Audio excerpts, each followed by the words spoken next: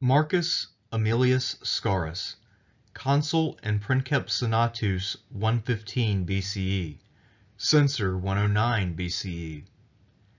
Scaurus is without a doubt one of the greatest Roman politicians of all time. I mean this in the strictly neutral sense of the word. He was politically clever to a fault, and throughout his 26 or so years as Princeps Senatus, he rarely, if ever, ended up with egg on his face, despite being at the center of every controversy. Because of his unfortunate placement between the Gracchi and between later figures like Marius and Sulla, it's easy to overlook the achievements and importance of Scaurus. However, he was a central player in almost all of the great affairs of his day. Surprisingly, he also had to overcome a little bit of adversity early on in life. In this video, what I'd like to do is examine his conduct as Princeps Senatus. It turns out that a whole lot of what we know about the office of Princeps Senatus in the Republic comes from the study of his career.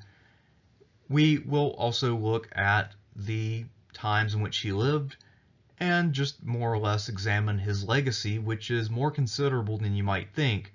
Since Cicero looked up to him very explicitly, Sallust thought that Scaurus was a criminal, and I think it's safe to speculate that Cato the Younger, in his dreams, was a second Marcus Aemilius Scaurus. Marcus Aemilius Scaurus hailed from a patrician family. However, this did not necessarily mean that he was bound for political glory. While having a patrician name was always politically advantageous and held a great deal of social prestige, you had to have money to back it up, and in relative terms, the Aemilius Scaurus family had fallen into a bit of a slump. His father did not qualify for the Senate because he didn't have enough money to make the minimum census for that. So Marcus's father was reduced to selling coal in order to keep up the family's rich lifestyle and rebuild the fortune that would enable them to re-enter politics. Fortunately for Marcus, his father's hard work paid off, and the family was able to put him into the Senate when he became an adult. However, this would take some time, and Marcus Aemilius Scaurus was almost a decade behind the cursus honorum. When we talk about his father selling coal, we shouldn't imagine him out on the streets literally selling coal, but rather owning slaves who were earning money for him and maybe running some sort of industrial operation somewhere where coal was being mined or something of that nature. He also could have been a merchant of coal or something like that. Commercial activities were forbidden to senators, but since Marcus's father was not elected to the Senate, this was no obstacle, and he was able to make a good deal of money and enable his son to later go on to enter politics. Marcus was born around 163 BCE, and throughout his life he no doubt dreamt of returning to politics and living up to his patrician heritage. But he was already about 36 years old when his family finally had enough wealth for him to acquire the office of quaestor, the first step on the cursus honorum. So he was approximately 8 years or maybe 9 years behind the best possible date that he could have achieved that office for a patrician. What he did by restoring his family to political prominence may have been something that appealed both to the sensibilities of his peers and to even common voters. This is the story of a great house in Rome, part of Rome's tradition, that came back. And because he emerged almost as a new patrician in a way, this also meant that he could possibly appeal to new voters by making himself out to be a man of the people, or someone who had risen up, someone who had made it. And if I had to guess, Marcus Aemilius Scaurus was a good enough politician to make sure that everyone knew about his journey and everyone was duly impressed by it. After getting a late start on his political career, Scaurus then proceeded at a steady but by no means ideal pace through his cursus honorum. In 126, he was elected as quaestor, and while most quaestors served in a financial capacity, Scaurus's duties seem to have been mostly military. He was sent to Spain, which was almost constantly in revolt, and as someone who was a little older and more experienced, i.e. had served on more campaigns, he was entrusted with a small independent military command, and he seems to have acquitted himself relatively well, but we don't really have any details. It's also possible he was simply a wing commander or something of that nature. In 123, he was elected as curule aedile, a prestigious but very expensive office that only patricians could hold. In this capacity, he held games dedicated to the gods, which were really dedicated to the people of Rome. These games would entertain people, and it was a great way for ambitious politicians to get their name out there. No doubt this put a strain on his financial resources. 3 years later, he was eligible to run for the praetorship, and he was able to get elected to that office.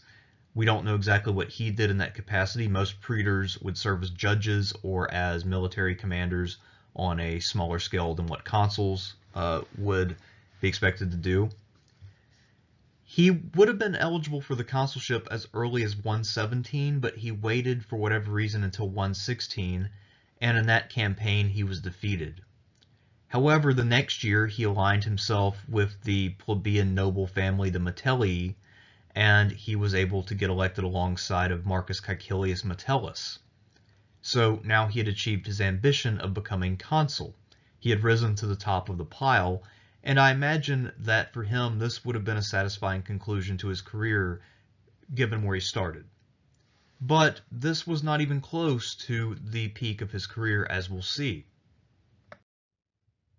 Once he was elected consul, Marcus Aemilius Scaurus proved to be a very active consul both legislatively and on the field of battle.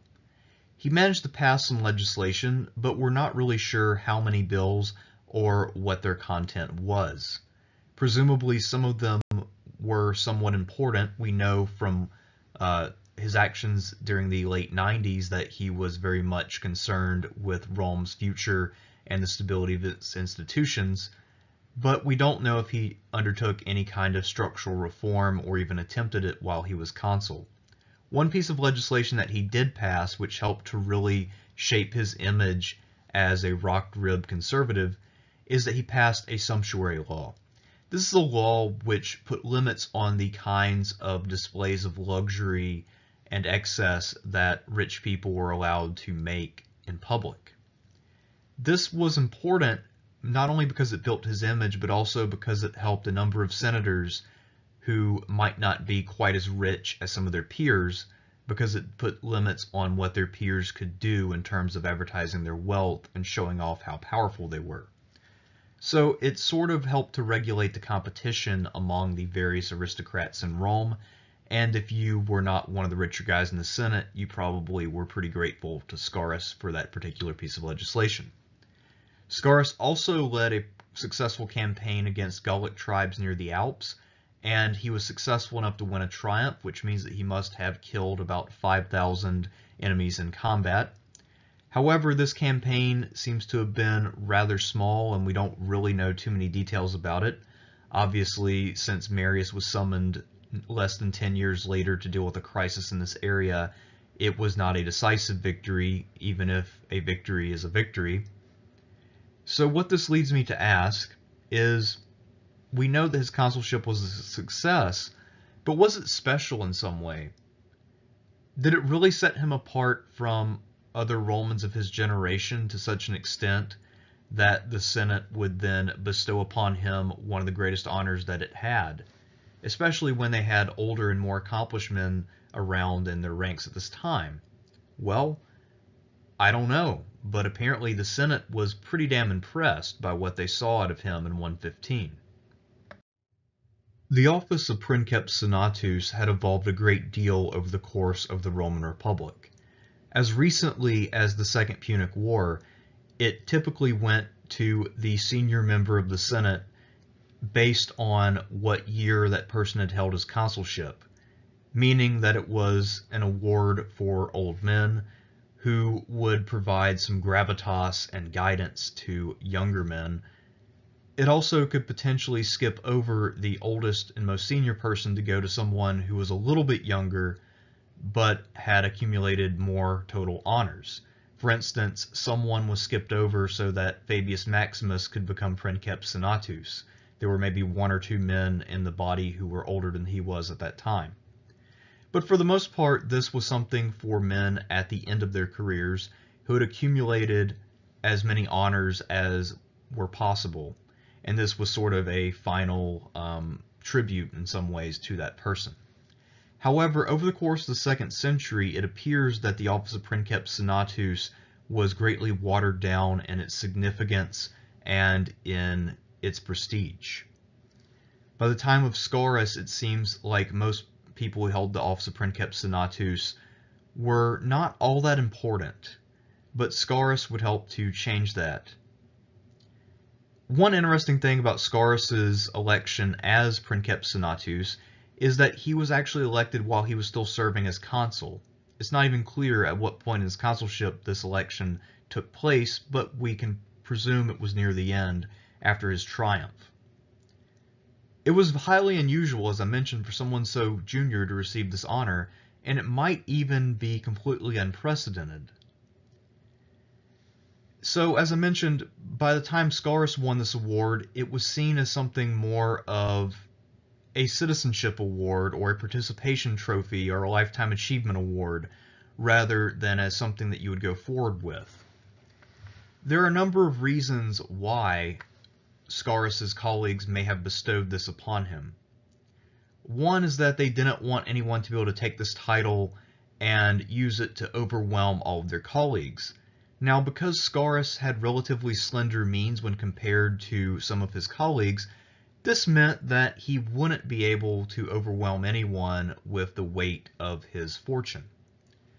However, he did have political skill, and for the conservative faction, they knew that he was a strong supporter of theirs, so he was someone who could potentially help them in their fight against the various popular tribunes who had risen up in recent years. The Gracchi were still a fresh memory in Rome, and there were others who tried to imitate them.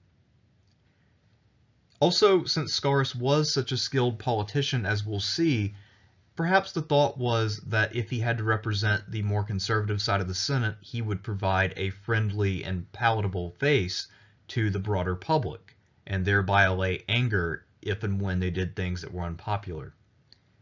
At any rate, whatever the exact motives, Scaurus was elected to this office in a rather unusual way. And in many ways, you could say that he reversed, at least temporarily, the trend of the office of Princeps Senatus to decline in importance. Throughout this video, I've referred to Marcus Aemilius Scaurus as a highly skilled politician, but I haven't really given too many examples of why he was so good. Unfortunately, we don't have all that many specific examples, but he does have a universal reputation among both his admirers and his detractors as having been one of the greatest politicians ever. Sallust, who was no fan of Scaurus, said that he was someone who had an endless appetite for power, riches, and personal advancement, but that he was clever enough to balance that out with the sense to read the moment, and that he possessed enough cunning to hide his faults. As for Scaurus's endless appetite for wealth, well, that is something that's easily understood. He was not as wealthy as his colleagues, and Roman politics was an extraordinarily expensive undertaking, both in terms of continuing to show off your power and wealth to your peers, and in terms of buying votes. So, Sallust's picture actually makes a great deal of sense, and while it is negative in its intention, it is pretty plausible. As for Cicero, he is something of a Scaurus fanboy, which is unusual because Scaurus was not known for his oratory, and typically Cicero reserves his highest admiration for either Pompey the Great or for someone in the past who was a great speaker, especially if he heard that person during his youth and they influenced his own speaking brilliance. But Cicero was an heir to the conservative political tradition in Rome, and he greatly admired Scaurus, saying that during Scaurus's time, almost the whole world was ruled by his nod. This is to say that while Scaurus did not possess a great deal of overt power, and he didn't hold multiple consulships, he was still able to exercise influence among his peers and presumably also among voters to get what he wanted. He was someone who sort of pulled the strings behind the scenes and could also appear in public and make a strong impact. And one thing we also need to note about Scaurus that some of his contemporaries and some of his people who came later, like Sallust, didn't quite get, is that unlike many prominent Romans, Scaurus had no problem whatsoever sharing the spotlight. He was originally sponsored by the Metellii, and they remained prominent throughout Scaurus's time as Princeps Senatus. At one point, Metellus Numidicus was a great deal more famous than Scaurus, who was the hero of the moment, but Scaurus was able to maintain his own influence and never butted heads with Numidicus. Later on, Sulla rose to prominence, especially as when he challenged Marius and became a great rival of the extraordinarily popular general. But Scaurus was not jealous of Sulla in any way. They got along fine. Scaurus was able to make alliances with people of other generations and allow them to shine without really trying to stand in their way or swoop in and steal the glory. However, as we'll see, maybe he did swoop in and steal the glory of people who were not his political allies. Although the struggle for the Numidian throne began before Scaurus became consul and then Princeps Senatus, this was something that he was involved with from an early date. In 118, Numidia had erupted into a civil war when King Micipsa died and left his kingdom to his two sons, Adherbal and Hiempsal, and his nephew Jugurtha. Jugurtha was quite a bit older than his cousins, and he also was bastard-born. For that reason, there was a great deal of resentment on all sides. Jugurtha thought that he was clearly the most capable of governing. He was quite experienced and also more capable than his two nephews put together. But his two nephews were not only of legitimate birth, Jugurtha was a bastard, but they also were descendants of two kings rather than just one, Massinissa, their grandfather, who was also Jugurtha's grandfather. So, legally speaking, Adherbal and Hiempsal had a much better claim to the throne, and they saw Jugurtha as something of a caretaker who would be dispatched once they fully came into their own. These guys were around 18 or 20 at the time, so they were still kind of learning the ropes on how to govern. Jugurtha saw the danger, so he decided to murder his nephews. He succeeded in killing Hiempsal after Hiempsal insulted him, but Adherbal was able to flee to Rome. Now, as I said, he is the legitimate heir, and he had every right to assume that Rome would honor its treaty obligations and restore him to the throne forthwith and without much debate. Unfortunately for Adherbal, he didn't realize exactly how devious his cousin was. Jugurtha was fairly well connected with many prominent Romans. He had served alongside of Scipio Aemilianus in the Numantia campaign in Spain, and he had met a good number of Romans who were now prominent and of an age to exercise power. Jugurtha's agents went around Rome, and they talked about how great their king was, and also distributed some fairly generous bribes. What this meant is that because many Romans were now bought by Jugurtha, they were willing to say that he had a claim to at least some part of Numidia. However, Scaurus stood out among his peers for taking a principled stand on behalf of Adherbal. He said that Adherbal had the legal claim and that he should receive the kingdom rather than Jugurtha. In the end, it was probably Scaurus's passionate speech in favor of Adherbal which decided the Senate to, while giving Jugurtha a part of Numidia, the Senate decided that Adherbal should receive the lion's share. A commission was sent out under Lucius Opimius in 116 to follow Scaurus's advice, but this commission was also corrupted by Jugurtha's gold, and it ended up biasing the division a little bit more in Jugurtha's favor than what the Senate had ordered. That created a crisis for Opimius, but it did in many ways verify the wisdom of Scaurus, who had warned them against helping the usurper Jugurtha.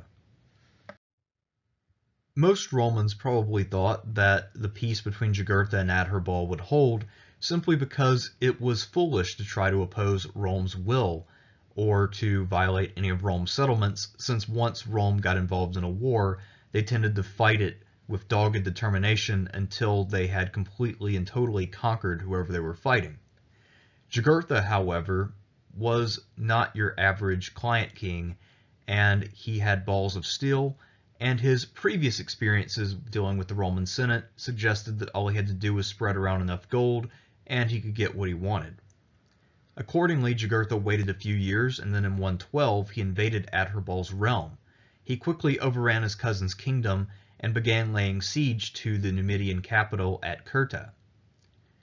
Rome, of course, was outraged by this, and to show that they were unhappy with Jugurtha's actions, they sent a commission headed by Scaurus, one of Jugurtha's most outspoken opponents, to investigate and arbitrate this dispute.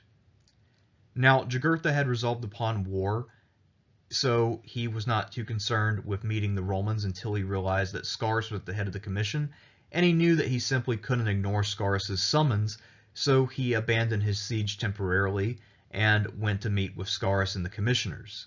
And when I say abandon, I mean he went in person. He left his army around Cirta. He met Scaurus at the Roman capital in Africa at Utica, and they engaged in negotiations. During this negotiation, Scaurus and his fellow commissioners threatened severe consequences if Jugurtha pressed on with his war and eliminated his cousin's kingdom, but Jugurtha offered no concessions. What I'm telling you, in other words, is that on the face of it, Scaurus' mission was actually a flaming failure. But it gets worse. Apparently, a good number of the men who were holding Cirta for Adherbal were Italian traders who had settled there in order to take advantage of commercial opportunities beyond Rome's borders. We can get a good sense for the exact amount of prestige that Scaurus had by the fact that the Italians at Cirta were so encouraged by Scaurus' very arrival that they assumed that Jugurtha wouldn't dare do them any harm, and that he would be forced to abide by whatever promise he kept, because of just how influential Scaurus was back at Rome, and how everyone knew that you don't violate Rome's conditions. Therefore, they convinced their young and foolish king to surrender to Jugurtha on the promise that he would not harm either Adherbal or any men in the garrison, both Numidian and Italian. Jugurtha agreed to those terms, and everyone seemed happy to get the siege over with. However, Jugurtha immediately went back on his word, had Adherbal killed, and then had all of his various supporters killed, both Africans and Italians. This was an incredibly brash move on the part of Jugurtha, and it either represents that he thought that he could fight Rome and win, or else he simply thought that he would be able to buy his way out with some well-placed bribes in Rome. However, it seems that Jugurtha didn't know Rome quite as well as he thought he did, because back at Rome, the combination of Adherbal's earlier offer to give his kingdom over to Rome if they would simply save him from his cousin, combined with Jugurtha's murder of Italians after a flag of truce, was a very strong pretext for war, and a war the Romans were determined to have.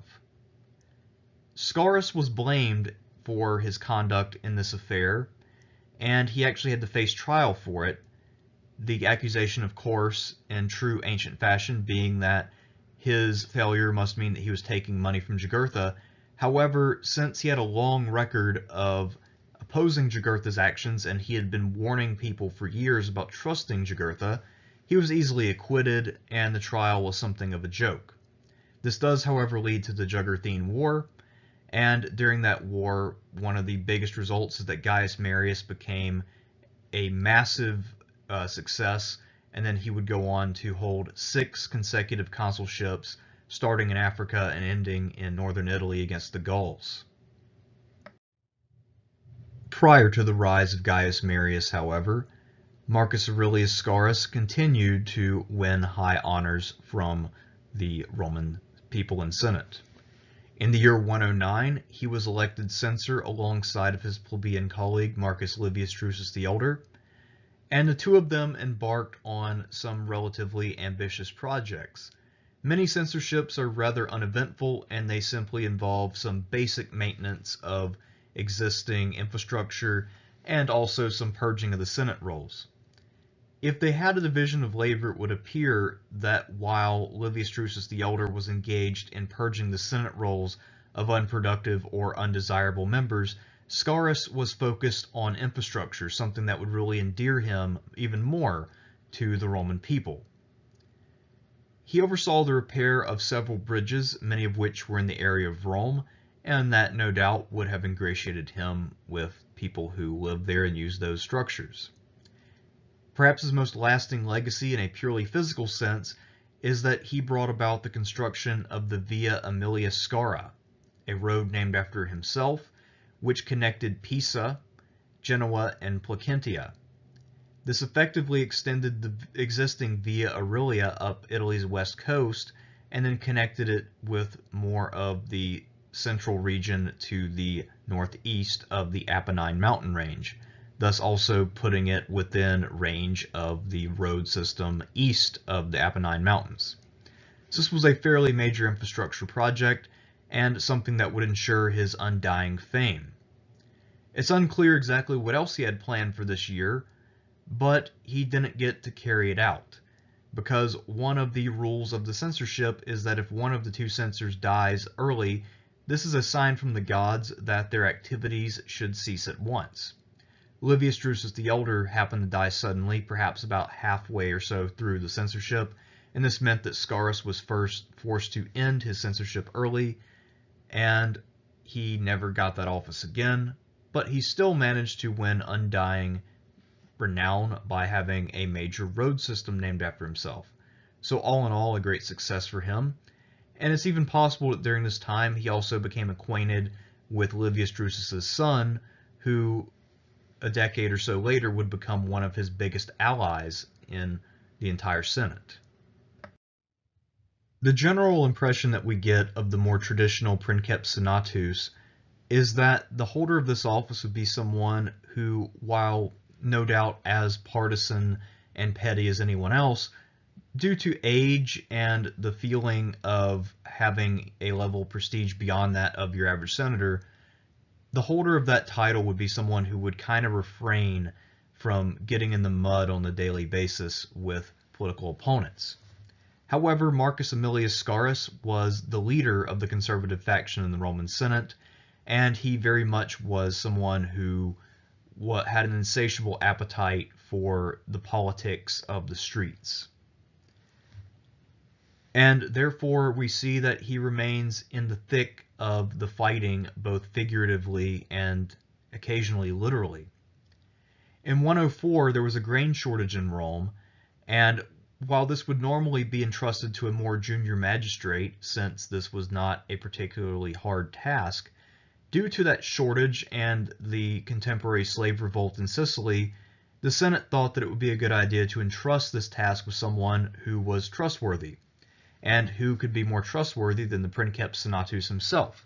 The Senate therefore took control of this away from Lucius Apuleius Saturninus and gave it to Scaurus.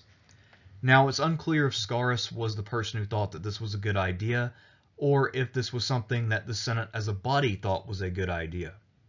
We don't know if Scaurus wanted to play the savior to the people, or whether he thought that this was genuinely in their best interest to have someone with his name recognition doing this so that people would not panic.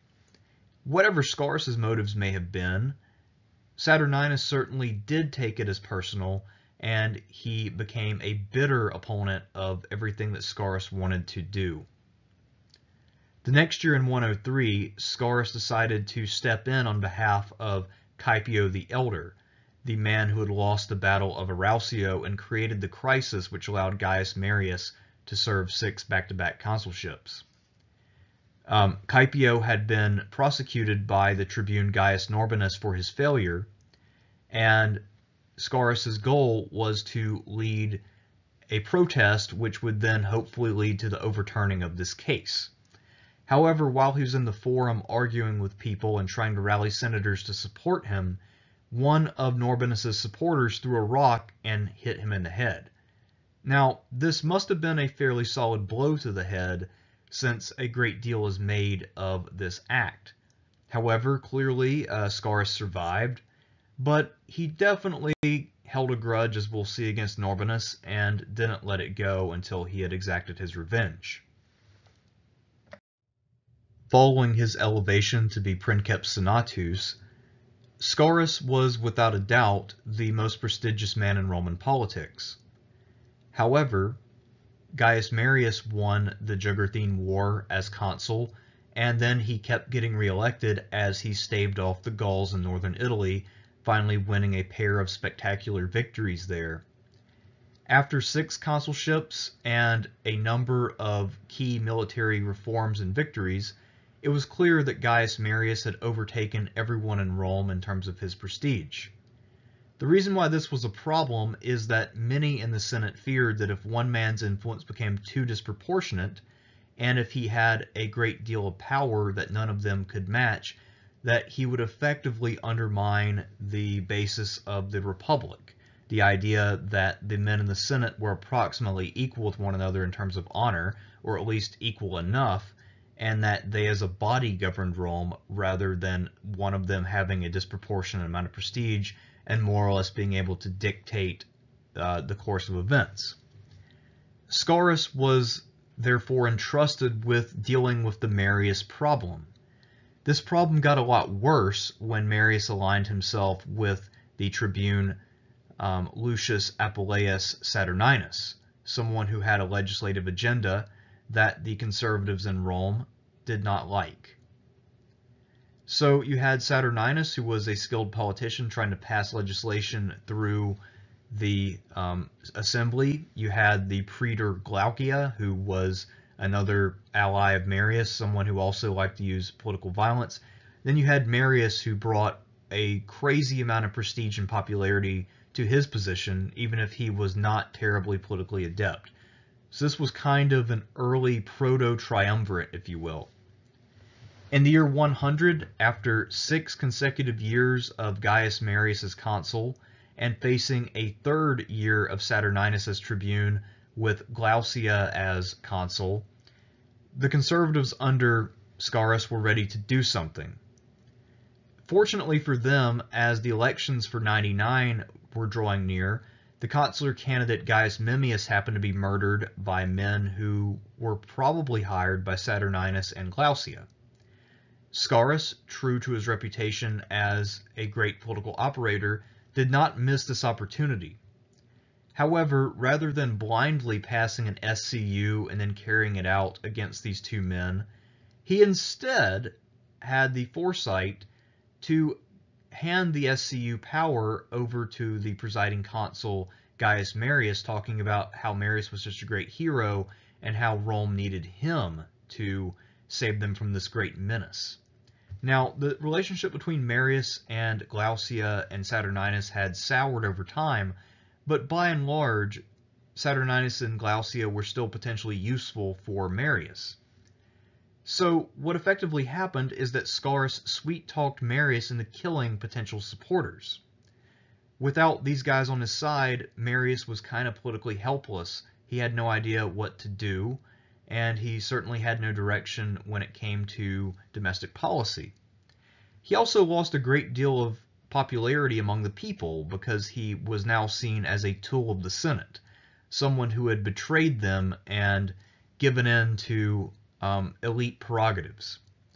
So what Scaurus did at a single stroke was not only rid himself of 2 men who he thought were too dangerous to live, but he had also effectively neutered Gaius Marius and ended his career. In fact, Gaius Marius wouldn't be relevant again until the Social War, when Rome needed to call up anyone and everyone who could potentially command an army competently. By the time the 90s rolled around, Scaurus had been Princeps Senatus for 15 years, and he was a great deal older and more accomplished than nearly anyone in the Senate. You might think that he would find himself in a political rivalry with another graybeard, someone else who's been around for a long time and has accrued a great deal of prestige. But instead, it appears that his great rivalries during the 90s were with much younger men. Scaurus would be about 72 or 3 by the time the decade ended, but most of his rivals would have been 30-something years old. Normally in Rome, it was typical for rivals to be approximately the same age, and also for Romans to pay at least surface-level deference to middle and older age men who were presumed to be wiser and the keepers of Rome's great traditions. Despite his great prestige, Scaurus did not have that effect on everyone, quite possibly because of just how clearly he was the partisan leader of the conservative faction in the Senate. In 95, Scaurus finally got his revenge against Gaius Marius, who was convicted for inciting violence all the way back in 103. Scaurus had clearly recovered from his rock to the head, and now he probably sat around and chuckled as he watched Gaius Marius get drummed out of the Senate. Marius made a comeback and eventually became consul, but his career was definitely derailed for a while because he had made the mistake of making an enemy out of Scaurus. In 92, Caepio the Younger prosecuted him for engaging in provincial extortion. This is presumably back during the time of Scaurus's consulship all the way in 115, and for taking bribes from Mithridates VI of Pontus. That is presumably a reference to whatever Scaurus did during their debate on whether they should intervene against Mithridates or not. However, rather than face this man in court, Scaurus instead got him to back off by threatening a countersuit. It's quite possible that Scaurus did take money from Mithridates VI of Pontus. After all, Sallust tells us that Scaurus did have an insatiable appetite for wealth. But a lot of this is odd because if you remember, Caepio the Elder had been someone that Scaurus had gone to bat for, yet his son was now going after Marcus Aemilius Scaurus. So what was going on here? It's quite possible, if we accept the ancient sources' testimony, that Caepio's political shift was caused by his falling out with Livius Drusus the Younger, that because Caepio decided to take a more popular route with his politics, he decided to announce that by going after the leader of the conservative faction in the Senate. Whatever his reason for doing so, what he accomplished was making sure that Scaurus would become an ardent supporter of Livius Drusus the Elder. And as we go into the year 91, we'll see that Livius Drusus the Younger has an ambitious political agenda, and that his chief ally is none other than the Princeps Senatus, Marcus Aemilius Scaurus. Livius Drusus the Younger's legislative agenda was broad, and it sought to more or less shore up the Roman Republic by dealing with a lot of pressing problems. However, while Livius Drusus the Younger was a reformer, he was certainly no radical. He did use the legislative means of people like the Gracchi, something that was normally frowned upon by conservatives, but his reforms in themselves were more or less conservative. He wanted to take Rome back to a previous state of being, and he wanted to make sure the Senate's power was unchallenged, ironically by using the means that you would least suspect. He faced quite a bit of opposition. However, Livius Drusus the Younger counted in his corner both the great orator Lucius Licinius Crassus and the Princeps Senatus, Marcus Aemilius Scaurus, who was probably still the most prestigious man in all of Rome. Scaurus did a great deal of work behind the scenes to try to win over other senators by twisting arms and wheeling and dealing, the things that he did best. However, despite Scaurus's influence and vigor, the combination of Crassus's sudden death in September and Livius Drusus's overreaching by laying hands on the sitting consul, Lucius Marcius Philippus, destroyed the cause in the eyes of most of the other senators, and led to the abrogation of the laws that Livius Drusus did pass. More troublingly, however, this meant that Livius Drusus's initiative to try to give citizenship to the Italians was also doomed.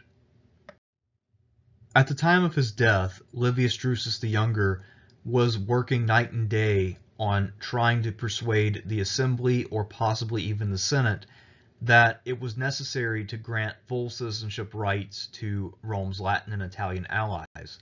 For centuries, the Latin and Italian allies had furnished a solid portion of all of Rome's armies, yet they had not benefited the way that the Roman elite had from all of Rome's conquest and Rome's provincial exploitation. Many of the land bills that had been passed since the time of the Gracchi, in fact, took land away from provincial elites and gave it to Romans. Roman elites never gave up any of their own land. They instead took it from people who were not members of their body, and this had caused a great deal of resentment. Livius Drusus was in close contact with a number of leading aristocrats among the Italians who said that enough was enough, and that if they didn't get what they wanted, they would revolt.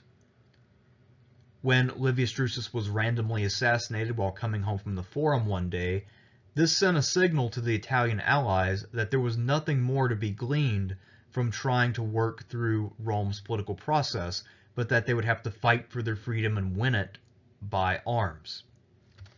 What this entailed was not only the social war, one of Rome's most destructive conflicts from 91 to 89, but also a witch hunt for secret Italian sympathizers. As soon as he was cold, Livius Drusus was accused of being one of the instigators of this revolt by his political opponents. The ambitious tribune Quintus Varius Severus set up the Lex Varia court and prosecuted people he accused of being too friendly to the Italians. Mostly, he was looking for people who were allies of the late Livius Drusus the Younger. And lo and behold, there was one person who stood out as being quite familiar with Livius Drusus the Younger, his former backer, the Princeps Senatus, Marcus Aemilius Scaurus. So this young tribune takes the Princeps Senatus to court and tries to accuse him of being disloyal to Rome and sympathetic to Rome's allies. Scaurus's defense was a simple exercise of auctoritas, that is to say, prestige or clout. Scaurus's defense couldn't have been simpler. He said simply that the people who were judging this case would have to decide for themselves whether they wanted to believe some hopped-up junior magistrate of provincial origins, Varius had grown up in a colony in Spain, or a patrician who had been the Princeps Senatus for a quarter of a century and had always looked out for Rome's best interest. Needless to say, Scaurus was acquitted, and acquitted easily. However, this does not seem to have quite ended the witch hunt, but it probably did have a dampening effect, and Varius doesn't really appear later on in Roman history, so this may very well have been his greatest hour, when he tried and failed to take down the Princeps Senatus. Unfortunately for the victorious Scaurus, he was at the end of his life. He definitely died before the year 88 because in that year we know that his widow remarried Sulla. So most scholars think that he died around the year 89 or so. And the fact that his widow married Sulla means that this was a kind of symbolic way for leadership of the conservative faction to be passed on to Lucius Cornelius Sulla, a younger and altogether more brutal leader of the conservative faction. The bust on the left of the screen, while not firmly attributed to Scaurus, may very well have been him. Many people have speculated that this was him because it dates from about the right time. So what is the legacy and significance of the man Marcus Aemilius Scaurus? Well, his performance as Princeps Senatus, so far as we can tell, was quite unique. He was elected while he was still relatively young and vigorous, and he was completely and totally willing to get down in the mud and get his hands dirty fighting men who were half his age. He even got hit in the head with a rock at one point while trying to intervene on behalf of a fellow aristocrat who he thought was being unfairly prosecuted for incompetence. Scaurus's stature remained undiminished among leaders of the last generation of the Republic, who revered him for his adept handling of his political opponents. I have to imagine that the way that he basically ended the career of Marius was something that people like Cato the Younger and Cicero dreamt of doing to Pompey and Caesar, but were never quite able to pull it off. Scaurus's heirs would not be as adept as him at using influence, and the opponents that they faced would prove to be much more capable than Marius. Scaurus therefore became something of a symbol, sort of the last great Roman conservative. Now, normally that title is granted to Cato, but I have to imagine that during Cato's own lifetime, that if you really cornered anyone and asked them who the last great Roman conservative was, they would say Scaurus, because unlike Cato the Younger, Scaurus actually got shit done. Scaurus was a master of using auctoritas to great effect, as he showed on many occasions. As we talked about, he never had an overwhelming amount of power, but he did have influence with everyone in Rome who was capable of making decisions. Scaurus's use of auctoritas, especially in its more mythologized form as his legend grew over time, is something that the future Emperor Augustus took careful note of. The early Roman Empire is often called the Principate, and the reason is because the title that most people apply to the emperors is Princeps. This is not a coincidence. Roman emperors had among their titles Princeps Senatus, and that was technically the highest honor that they held at any one time unless they were consul that year. The reason for this is that the Princeps, in the Augustan sense, is someone whose prestige was higher than that of all the other senators. Technically, the early emperors were basically just the senator who had the most prestige. However, they would do a much better job of regulating who got what honors. So a Princeps in the sense of Augustus or Tiberius would determine who else was allowed to hold office. In the Republic, however, Scaurus had to be Princeps Senatus in a system where there were actual elections and where people like Gaius Marius could rise up and eclipse him in prestige. But because of how effectively Scaurus was able to use his auctoritas, I imagine that this was something that would have been on Augustus's mind, especially since the men of the generation prior to him, such as Cicero, had written in such glowing terms about Scaurus. So, you could perhaps argue that Scaurus's use of auctoritas heavily influenced the way that the early Roman emperors governed their realm. They were more likely to use persuasion and the illusion of the Senate functioning as one harmonious body than they were to simply issue orders and act as if they were monarchs.